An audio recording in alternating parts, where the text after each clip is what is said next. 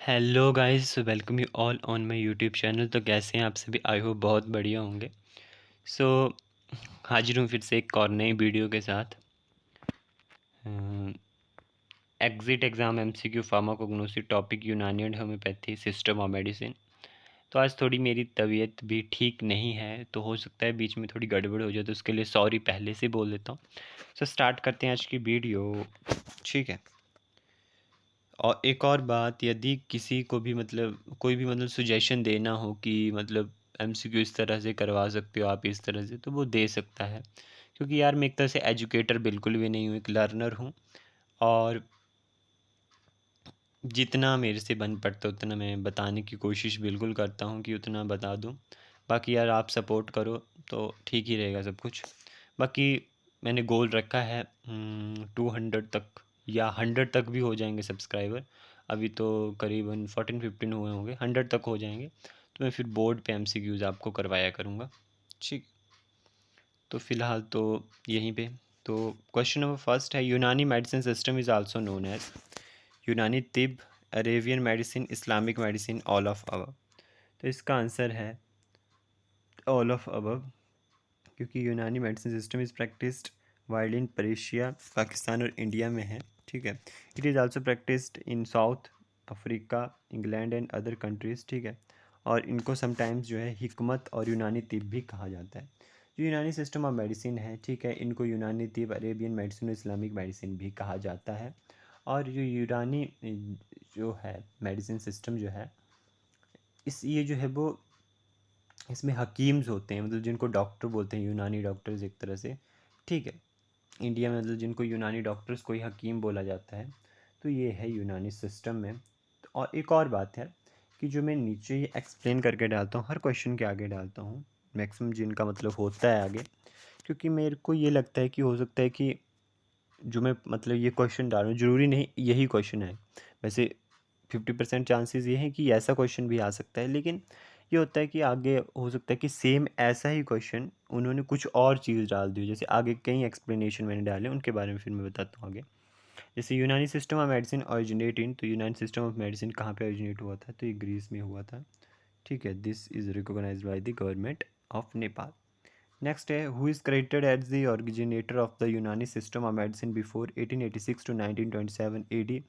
से पहले किसको जो था यूनानी सिस्टम का क्रिएटर कहा जाता था? 1886 से 1927 एडी से पीछे। उसके बाद तो औरों को भी कहा जाने लगा, काफ़ी आए, लेकिन उससे पीछे की बात की है कि 1886 से 1927 एडी के पीछे किसको कहा जाता था? तो एस्क्यूलेपियस, गैलन, हिपोक्रेटस, हकीम सफरा खान, किसको कहा जाता होगा? तो इसमें जो है एस्क्यूलेपियस को जो है credited as the originator of this Unani system को किसको कहा जाता है? एस्क्यूलेपियस। ठीक है। और यूनानी सिस्टम जो है इज़ रिटन इन यूनान इन अरेबिक लैंग्वेज में, जो है यूनान में लिखी गई है। ठीक है। ठीक है। और उसके बाद जो था 1886 से 1927 एडी के बीच में, ठीक है, एडी के बारे में मैंने बताया था पिछली वीडियो में। 1868 से 1927 एडी जो था वो हकीम अजमल खान ने जो था ये बीड़ा उठाया था इस चीज़ को रिसर्च करने का, यूनानी मेडिसिन सिस्टम को 1920s के पैरामीटर्स में, उस टाइम में। और उन्होंने काफ़ी कंट्रीब्यूशन दिया था यूनानी सिस्टम ऑफ मेडिसिन ने, हकीम अजमल खान। तो इस तरह से भी क्वेश्चन आ सकते हैं कि किसने जो था वो ओरिजिनेट किया। तो अगर ये ऑप्शन आता है, एस्क्यूलेपियस का नहीं आता है, एस्क्यूलेपियस, तो ये हो सकता है अगर ये कोई बीच में डाल देता है हकीम अजमल खान, तो यहाँ से भी एमसीक्यू बनता है, तभी मैंने एक्सप्लेन डाल दिया नीचे। ठीक है। ऐसा नहीं सोचने कि मैं इतनी भरी भरी वीडियोस डाल देता हूँ तो इसका कुछ मीनिंग ऐसे मैं फालतू का नहीं डाल रहा हूँ। ठीक है। तो ये ज़्यादातर गूगल में जब भी आप सर्च करते हो कि originator of the Unani medicine system, तो यही आता है, Hakim Ajmal Khan. So next question के ऊपर चलते हैं। ये देखो, इनके जो है वो अराउंडिंग जो है, सराउंडिंग जो है वो किसने, स्नेक जो है रैप्ड है अराउंड इनके। ठीक है। और इसका जो सिंबल भी तो है एक, वो सॉरी, ये ऐसे ऐसे ऐसे ऐसे स्नेक वाला जो मेडिकल में जो है सिंबल है एक। ठीक है। वो है।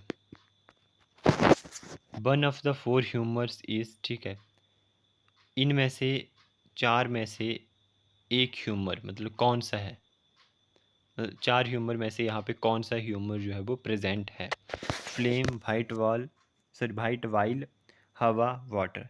तो इस पे जो है आंसर होगा फ्लेम, ठीक है, क्योंकि वाइट वाइल कोई है नहीं ह्यूमर, हवा भी नहीं है, वाटर भी नहीं। तो दिस सिस्टम मेडिसिन जो है is based on two theories, Hippocrates theory जिसमें ह्यूमर थ्योरी थी, Pythagoras theory four proximate qualities थी जिसमें।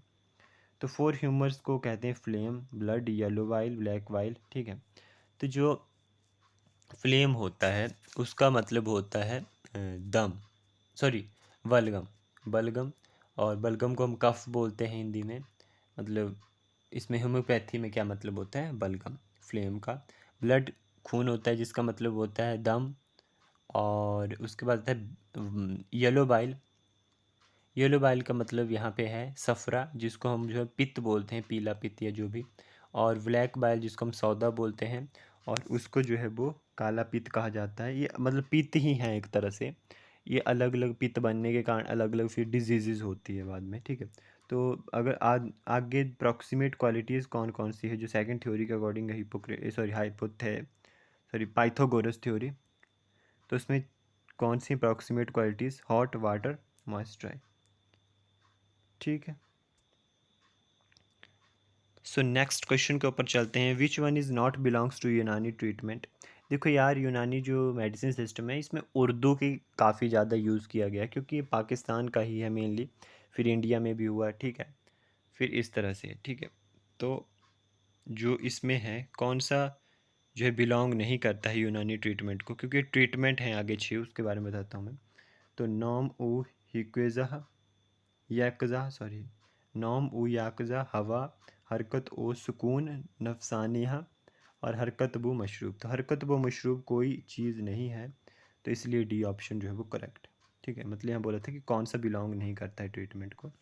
तो यहाँ पे 6 जो फैक्टर हैं जो कि हेल्प करते हैं ट्रीटमेंट को, जिनको हम बोलते हैं असबाब ई सिताह जोरिया, असबाब ई सिताह जोरिया। यार एक तो प्रोनाउंशिएट करने का इनका बड़ी दिक्कत आती है। फिर हवा फर्स्ट आता है, हवा। देखो इतना मैंने एक्सप्लेन किया, तो ज़रूरी नहीं आपसे ये पूछ लिया जा सके कौन सा है बीच में, तो जैसे और गलत गलत ऑप्शन दे दिए, हवा दे दिए सही सही, तो हवा आ सकता है उसको करेक्ट। या पूछ लिया जाए कि मकलूल व मशरूब का क्या मतलब होता है, फूड एंड ड्रिंक, या सीधा ड्रिंक ही लिखा हो, हवा का क्या मतलब होता है, तो हवा तो नेचुरल हम बोलते हैं हवा। तो इट इंडिकेट्स, तो ये समझ सकते हैं हवा जो है उर्दू का शब्द है, हिंदी में शायद कुछ और होगा, हम उर्दू के शब्द का भी यूज़ करते हैं कुछ कुछ का। तो हवा, it indicates air in which the quality of air a person breathes is throughout to have different, sorry to have direct effect on the human temperature। मतलब हेयर से भी पर्सन की ब्रीथ से रिलेटेड होते हैं तो इसके इफेक्ट पड़ता है, ठीक है। मकलूल व मशरूब जो है इंडिकेट्स फूड और ड्रिंक को इंडिकेट करता है, which nutrition value and quality and quantity of the food, ठीक है। फिटनेस और स्ट्रेंथिंग, तबीयत को अच्छी रखने के लिए फूड का यूज़ किया जाता है। हम बोलते हैं तबीयत, आज मेरी तबीयत ख़राब है, जैसे मैंने पहले बोला कि मेरी तबीयत आज थोड़ी ख़राब है तो कुछ गड़बड़ होगी, तो वो तबीयत भी एक तरह से उर्दू का ही वर्ड है, ठीक है। उसके बाद थर्ड आता है ट्रीटमेंट, हरकत वो सुकून ई जिस्मिया, ठीक है। तो इसमें indicate exercise and repose, repose का मतलब विश्राम, और which emphasis the positive effect of the balanced physical exercise on individual internal resistance, मतलब इंटरनल रेसिस्टेंस के लिए, मतलब तबीयत, ये भी तबीयत ठीक रखे, सभी तबीयत ठीक रखने के लिए हरकत हो सुकून नफसानी, हाँ the mental work and rest, ठीक है, दिमागी मतलब। तो ये जो है माइंड को, ह्यूमन माइंड को एक तरह से इमोशनली और इंटेलेक्चुअल एक्टिविटीज़ के लिए जो वो करेज करेगा, ठीक है, इमोशनली ठीक रहेगा वो दिमाग फिर, ठीक है। उसके बाद फिफ्थ आता है हमारे पास नॉम उ याकजा। नॉम यू याकजा जो होता है वो स्लीप एंड वेक फुलनेस के लिए होता है, मतलब माइंड कितना एक्टिव है, अलर्ट है, ठीक है, उस चीज़ के लिए साउंड स्लीप, ठीक है। और इतिवस एंड इस्तिफ्रा, ठीक है। तो it indicates retention and excretion, ठीक है, ये जो थे मेटाबॉलिज्म ऑफ फूड का टूटना, फिर आगे जाके एक्सक्रीशन होना, ठीक है, ये सब आते हैं, ये भी जो है तबीयत को रेगुलेट करते हैं, ठीक है। तो ये थे, तो ये 6 ट्रीटमेंट्स होते हैं इन किस में, यूनानी सिस्टम में। ठीक है, सो नेक्स्ट के ऊपर चलते हैं। दाऊ Sadaf is known as Sadaf. Sadaf यार, एक तो बर्ड ही ऐसे हैं, अब क्या करना है। Dau Sadaf is known as psoriasis, vitiligo, fever, hepatitis. मतलब दाऊ सदफ जो है एक बीमारी है जो कि डिजीज़ के बारे में इनमें यूनानी सिस्टम में बताया कुछ डिजीज़ है जो कि मैंने आगे भी एक्सप्लेन किया। हो सकता है आपसे कोई और पूछ ली जाए, जैसे बार्स पूछ ली जाए या कोई इल्तिव ई कबीब। एक तो नाम ही ऐसे। चलो पहले इसका आंसर ढूंढते हैं कि सोरिसिस, बेटिलिगो, फीवर, हेपेटाइटिस। तो इसका जो आंसर है दाऊ सदफ का, इसका होता है सोरिसिस। सोरिसिस क्या होती है? एक इम्यून सिस्टम की बीमारी होती है, ठीक है, जो ट्रिगर्ड इन्फेक्शन, मतलब एक तरह से इम्यून सिस्टम की होती है जो कि इन्फेक्शन एक तरह से आप समझ सकते हैं कि इन्फेक्शन प्रोड्यूस कर देती है, ठीक है, और इम्यून सिस्टम में से ज़्यादा प्रॉब्लम्स हो जाती हैं, सिंपल भाषा में। और it cures very critical disease, कोई बहुत ही क्रिटिकल डिजीज़ को यूनानी सिस्टम जो है वो ट्रीट कर, जैसे बार्स, बैटिलिगो। अब बैटिलिगो क्या चीज़ होती है? बैटिलिगो एक स्किन डिजीज़ होती है, ठीक है, जिसमें जो होती है वो स्किन से जो पिगमेंट जो है वो, मतलब सेल जो होते हैं, पिगमेंट सेल, वो ख़त्म हो जाते हैं एक तरह से, और वो फंक्शन करना भी अपना ख़त्म कर देते हैं। मतलब जैसे डाई हो जाएंगे, मर जाएंगे, तो फंक्शन भी वो ख़त्म ही कर देंगे। अब मर गए तो फंक्शन कहाँ से होगा फिर उनका? तो वो बीमारी होती है बैटिलिगो। और दाऊ सदफ मैंने बताया सोरिसिस, जो कि इम्यून सिस्टम की प्रॉब्लम कर देता है क्रिएट। और ये क्या है? इल्तिहव ई कवीड, कवीद, ठीक है, पता नहीं कौन सी ईद है। इन्फेक्टेड हिपेटाइटिस को बोलते हैं। हिपेटाइटिस जो होती है वो लीवर की डिजीज़ होती है। और हसत उल कुल्या बा मसना, ये रीनल और ब्लैडर कैलकुलस होता है। ब्लैडर कैलकुलस क्या होता है कि जब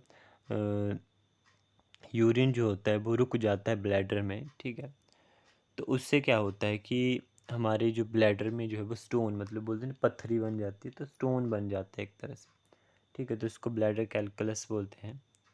और ये मतलब हेल्प ऑफ मेडिसिनल प्लांट की सहायता से ये सारी डिजीज़ेज जो है वो यूनानी सिस्टम जो होता है वो क्योर करता है। देखो मैंने कितना वो डाल दिया इसमें, भर दिया, ठीक है। यूनानी सिस्टम जो है इन सारी चीज़ों को क्योर करता है मेडिसिनल प्लांट की सहायता से, क्योंकि सारे फार्माकोग्नोसी में तो सारे मेडिसिनल प्लांट की ही हेल्प लेते हैं, जैसे आयुर्वेदिक, एलोपैथिक और कौन सा बस है, आयुर्वेदा, यूनानी, फिर होम्योपैथी, आयुष जिनको हम बोलते हैं AYUSH, सीधा रह गया था। Which bark is use to cure malaria, malaria को क्योर करने के लिए कौन सी बार्क का यूज़ किया जाता है? आर्टिमिशिया, सिनकोना, सिनामन या ऑल ऑफ द अबव। तो इसमें जो है सिनकोना का यूज़ किया जाता है। 1660s में use of cinchona bark became known in England and in Denmark by the Thomas Bartholin के द्वारा डेनमार्क में हुआ था। और इंग्लैंड में भी जो था सिनकोना वाक को जो था बहुत ही मतलब प्रचलित थी मलेरिया के लिए। और डॉक्टर सैमुअल हैनीमन, जो कि डॉक्टर सैमुअल हैनीमन कौन है? होम्योपैथी को भी इन्होंने ही जो है कॉइन किया, और एलोपैथी को भी इन्होंने किया है, डॉक्टर सैमुअल हैनीमन, ठीक है, जो कि एक जर्मन फिजिशियन थे, ठीक है। तो उन्होंने जो थी बहुत सारी प्रॉपर्टीज़ पढ़ी, और सिनकोना के बारे में उन्होंने जो था देखा कि सिनकोना जो है मलेरिया क्योर करता है। मतलब इसमें कुछ और फैक्टर भी होते हैं, लेकिन मेन ये था कि सिनकोना कैसे मलेरिया को जो है इफ़ेक्ट करता है, बिकॉज ऑफ इसके बिटर टेस्ट के कारण। नेक्स्ट है, in homeopathy what is the meaning of word homeo. तो होम्योपैथी जो है एक, मतलब ये भी ट्रेडिशनल सिस्टम ही है। तो जो होम्योपैथी सिस्टम है ये जो 2 वर्ड से मिलके बना है। होम्यो मीन्स सेम और पैथी मीन्स डिजीज़, ठीक है। तो इसमें यही पूछा है कि होम्यो का क्या मतलब है, तो इसमें सीधा मैंने बता दिया अभी, तो होम्यो का मतलब है सेम। सिंपल होते हैं, उनमें ज़्यादा दिक्कत नहीं होती है। नेक्स्ट है, who wrote the book materia de medica. Materia de medica एक बुक है जिसमें हीलिंग, मतलब जो भी पावर है ड्रग्स की, उसके बारे में नॉलेज है काफ़ी कुछ, मतलब जो भी है, ठीक है, कि किस तरह से ड्रग्स जो एक्ट करती हैं। तो मैट्रिया डी मेडिका को किसने लिखा था? गैलन ने, पिडेनियस, डियोस्कॉर्डिस ने, सैडलर ने, हिपोक्रेटस ने। तो गैलन ने भी नहीं लिखा है, सैडलर ने भी नहीं, हिपोक्रेटस ने भी नहीं लिखा, तो इसको लिखा है बी, पिडेनियस, डियोस्कॉर्डिस, जो कि ग्रीक फिजिशियन थे और फार्माकोलॉजिस्ट थे, whose wrote the materia medica book, जिन्होंने डी मैट्री मेडिका बुक लिखी। एज पर homeopathy medicine system potency indicate with this symbol. तो होम्योपैथी मेडिसिन सिस्टम के अकॉर्डिंग पोटेंसी को मतलब किस सिंबल से इंडिकेट किया जाता है। तो इसमें पोटेंसी को किससे किया जाता है सी से, पी से, एक्स से, एम से। तो इस एक्स से जो है पोटेंसी को किया जाता है, ठीक है। एक्स का मतलब होता है 1:10, सी का मतलब होता है 1:100। अब इसके बारे में आगे बताता हूँ, पहले इसको पढ़ लेते हैं। Homeopathic preparation are written as 2x, 4x, 6x etcetera. X indicates potential, this indicate the number of the time mother tincture is diluted and potentiated. Higher number indicates more, जितना ज़्यादा हाइयर नंबर होगा उसका मतलब है कि ज़्यादा dilute हुआ है वो। Higher number indicate more dilute with stronger healing effect. हाँ, अब 2-3 चीज़ें इसमें है जो मैं आपको बताता हूँ। एक्स क्या है, सी क्या है। एक्स तो हमने जान लिया कि पोटेंशी के लिए है, सी भी पोटेंशी के लिए ही होता है, ठीक है। और मदर टिंक्चर क्या होता है, जो पहले हम मदर टिंक्चर के बारे में जानते हैं। मदर टिंक्चर एक सॉल्यूशन होता है बोटेनिकल सब्सटेंस का, मतलब इसमें अल्कोहल भी थोड़ी बहुत मिली होती है और इसको इस अकॉर्डिंग बनाया जाता है स्टैंडर्ड ऑफ पहले इसको मिटा लूँ। किसके स्टैंडर्ड के अकॉर्डिंग बनाया जाता है इसको, HPUS, होम्योपैथी, फार्माकोपिया, और यू से क्या आता है, United state. Homeopathy, pharmacopoeia, United state, ठीक है। इससे जो है इनको इंडिकेट किया जाता है। तो मतलब इनके स्टैंडर्ड के अकॉर्डिंग ये जो है वो बनता है टिंक्चर, ठीक है। तो ये टिंक्चर होता है मदर टिंक्चर, ठीक है। मतलब अगर जैसे मदर टिंक्चर को आपने मतलब डिल्यूट, जितना डिल्यूट करते जाते हो आप उस टिंक्चर को, मतलब ये काफ़ी हीलिंग, मतलब स्ट्रॉन्ग हीलिंग पावर देता है। मतलब अगर आप डबल डिलीट करते हो, बोलते हैं ना कि कोई ज़्यादा चीज़ लेते हो आप तो ज़्यादा असर दिखाती है, तो उसी तरह से अगर आप ज़्यादा से ज़्यादा मदर टिंक्चर आप डिल्यूट करते जाते हो तो उतना ज़्यादा हीलिंग इफेक्ट होता है, ठीक है। और उतना ज़्यादा ही पोटेंसी का नंबर भी जो है वो बढ़ जाता है, 2x, 4x, 6x। और मदर टिंक्चर जो होता है वो प्लांट्स, जो फ्रेश प्लांट्स होते हैं मतलब उनसे बनता है। उनकी कुछ चीज़ें सुखा ली जाती हैं ड्राइड सब्सटेंस करके, और प्लांट के जूसी से जो है वो मदर टिंक्चर बनता है। तो एक और चीज़ मैं आपको बताना थी मैंने, एक्स और सी के बारे में, वो भी बता देता हूँ। मदर टिंक्चर पता चल गया, जिसको नहीं कोई भी डाउट हो प्लीज़ कमेंट सेक्शन में बताएं। एक्स और सी के बारे में क्या था, एक्स क्या होता है और सी। एक्स के बारे में आपको पता चल गया, पोटेंशियल होती है 1:10, ठीक है। और सी भी पोटेंशियल होती है लेकिन ये 1:100 होती है। मतलब कि एक ड्रॉप आपने किसकी डालनी है, मदर टिंक्चर, इस हाँ मदर टिंक्चर की डालनी है, जिसको हर्बल टिंक्चर भी बोलते हैं। मदर टिंक्चर के एक और नाम होता है हर्बल टिंक्चर। तो एक ड्रॉप आपने उसकी डालनी है और 100 आपने जो है वो किसकी डालनी है, बाटर की। उस बाटर में आप अल्कोहल भी 20% ऐड करते हो एज अ प्रिजर्वेटिव। तो जैसे मान लो आपने बनाना है, फिर से इरेज कर दूँ यार क्योंकि इसके लिए बिल्कुल क्लीन मतलब हो ना, तभी मैं बोल रहा हूँ कि थोड़ा दिक्कत है अभी। जल्दी जल्दी सब्सक्राइबर दबा दो, फिर ब्लैक बोर्ड के ऊपर चलेंगे। अच्छा छोड़ो इस बात को। तो सी की बात कर रहा था मैं, 1:100। तो मान लो आपने बनाना है 200 सी, मतलब 200 सी, ठीक है। तो जैसे मान लो आपने एक ड्रॉप डाली हर्बल टिंक्चर की, 1 ड्रॉप डाली आपने हर्बल टिंक्चर की, ठीक है। सुन लो अब यहाँ पे मैं लिखूँ भी क्या, 1 ड्रॉप हर्बल टिंक्चर की आपने डाली, कितने में, 1 ड्रॉप हर्बल टिंक्चर डाली आपने 100 ड्रॉप्स ऑफ, सॉरी हाँ 100 ड्रॉप्स ऑफ वाटर में, ठीक है। जिसमें आपने थोड़ा सा इथाइल अल्कोहल भी डाल दिया और एज ए प्रिजर्वेटिव 20% बोल मान सकते हो आप। तो वो क्या बन गया, मतलब एक ड्रॉप मदर टिंक्चर की आपने 100 ड्रॉप वाटर में डाल दी तो वो बन गई 1 सी पोटेंसी प्रोड्यूस हो गई, ठीक है। अब आपको प्रोड्यूस करनी है 200 सी पोटेंसी, तो आपने जो है साइकिल को 200 टाइम जो है वो आफ्टर एक बनाने के बाद उस तरह से आपने 200 टाइम्स जो है 200 ड्रॉप्स डाल के उसको 200 टाइम रिपीट करोगे तो वो 200 सी पोटेंसी बन जाएगी, 200 सी पोटेंसी बन जाएगी, ठीक है। और जितनी ज़्यादा पोटेंसी उतनी ज़्यादा वो जो है जल्दी हीलिंग इफेक्ट शो करेगा, उतना स्ट्रॉन्गर हीलिंग इफेक्ट जो है वो शो करेगा, ठीक है। तो ये था मदर टिंक्चर एंड सी और एक्स का फंडा, लेकिन पोटेंसी को जो है सी से इंडिकेट करता है। Like with like is the principle of homeopathy, Ayurvedic, यूनानी, सिद्धा। आपने आयुर्वेदिक पढ़ लिया, यूनानी पढ़ लिया, सिद्धा भी किसी में नहीं था, ये सिर्फ होम्योपैथी में ही है। Homeopathic medicine system works on the principle of like cures like, मतलब सिमिला सिमिलिवस क्यूरेंटर। This medicine system of healing was coined by doctor Samuel Hahnemann, great physician, sorry German physician, great और जर्मन फिजिशियन थे। Like your like this means कि that illness and disease are treated with substance, ठीक है, that cause a similar symptom in the person, ठीक है। मतलब जो चीज़ आपको सिम्टम्स दे रही है उसी से आपने उन सिम्टम्स को, उस डिजीज़ को ट्रीट करना है। आगे एग्जांपल बताता हूँ मैं। जैसे देखो मैंने ये लगा भी दिया एग्जांपल के तौर के ऊपर। हाँ, like your like the treatment is based on the concept of proving and prover. Proving और प्रूवर के ऊपर जो है ट्रीटमेंट का जो कॉन्सेप्ट है वो बेस्ड है। प्रूवर कौन होता है? जो हेल्थी पर्सन है। और प्रूविंग क्या होते हैं? सिम्टम्स। मतलब प्रूविंग प्रूवर को अटैक कर रही हैं, ठीक है। मतलब यहाँ है कि symptoms that are caused in the prover, prover को काउज्ड करते हैं, मतलब हेल्थी पर्सन को जो है वो अटैक करते हैं, और उसमें से साथ जो है वो मतलब उसके से उसको सिम्टम्स हो जाएंगे। जो प्रूवर है, जो हेल्थी पर्सन है, और प्रूविंग होते हैं सिम्टम्स, ठीक है, जो कि मतलब हेल्थी पर्सन को हो जाते हैं सिम्टम्स। बहुत सारी बीमारियों के सिम्टम्स होते हैं, बुखार के, रनी नोज, फिर रेड आइज, ये सब कुछ हो जाता है, टेम्परेचर हाई हो जाता है। तो ये होता है इसका फंडा, लाइक योर लाइक का। उसके बाद आता है example of treating like with like. किसका क्या एग्जाम्पल है? एलियम सिपा एक होती है, वो आगे आप पढ़ के तो पता चल जाए। Cutting onion will cause burning tears eye and runny nose. जब आप प्याज, कभी प्याज काटा है? जब भी प्याज काटते हैं तो हमारी आंखों में जो है वो आंसू आते हैं, भाई रो रहे होते हैं आप। तो वैसे रो सकते हो आप, अगर किसी को रोना ना आ रहा हो ना, मारा हो मम्मी ने या कुछ भी किया, तो वैसे रो सकते हो। छोड़ो उस बात को।